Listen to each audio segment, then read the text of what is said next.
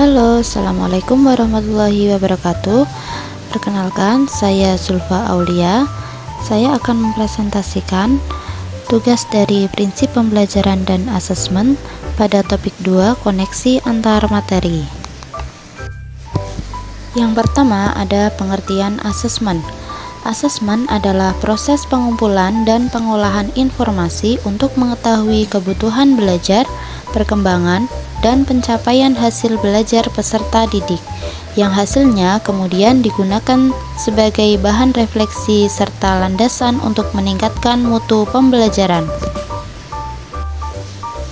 Asesmen berdasarkan fungsinya dibagi menjadi 3. Yang pertama ada asesmen sebagai proses pembelajaran atau assessment as learning, bertujuan untuk merefleksikan proses pembelajaran dan berfungsi sebagai asesmen formatif. Peserta didik diberi pengalaman untuk belajar menjadi penilai bagi diri sendiri dan temannya.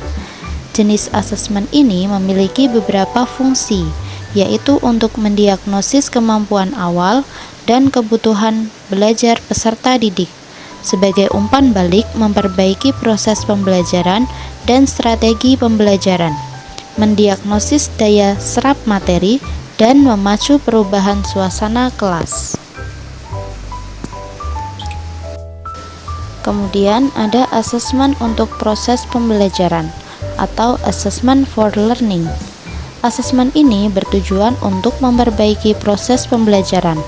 Assessment for learning dapat dilakukan dalam format penilaian formatif sekaligus penilaian sumatif. Ketika satuan pendidikan melakukan asesmen sumatif di akhir lingkup materi, dapat dikategorikan pula sebagai assessment for learning. Kemudian ada asesmen pada akhir proses pembelajaran atau assessment of learning. Assessment of learning berfungsi sebagai alat ukur pencapaian hasil belajar melalui nilai capaian, menjadi umpan balik untuk merancang atau memperbaikan proses pembelajaran, sekaligus melihat kekuatan dan kelemahan belajar peserta didik. Asesmen ini sendiri dapat dikategorikan sebagai penilaian formatif maupun sumatif. Kemudian ada keterkaitan asesmen dengan kebutuhan belajar. Yang pertama ada pemahaman materi. Asesmen membantu guru dalam mengevaluasi pemahaman peserta didik terhadap materi pembelajaran dan menyesuaikan strategi pengajaran. Kemudian ada pembelajaran terarah. Asesmen membantu mengarahkan pembelajaran dengan memfokuskan pada kelemahan dan pengembangan keunggulan peserta didik.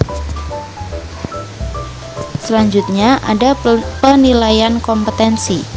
Asesmen berguna dalam menilai kompetensi peserta didik berdasarkan tujuan pembelajaran yang telah ditetapkan. Yang terakhir ada keterkaitan asesmen dengan perkembangan hasil belajar.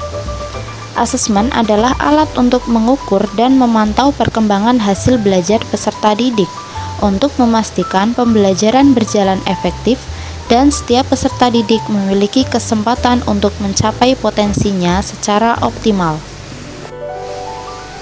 Demikian presentasi dari saya. Terima kasih. Wassalamualaikum warahmatullahi wabarakatuh.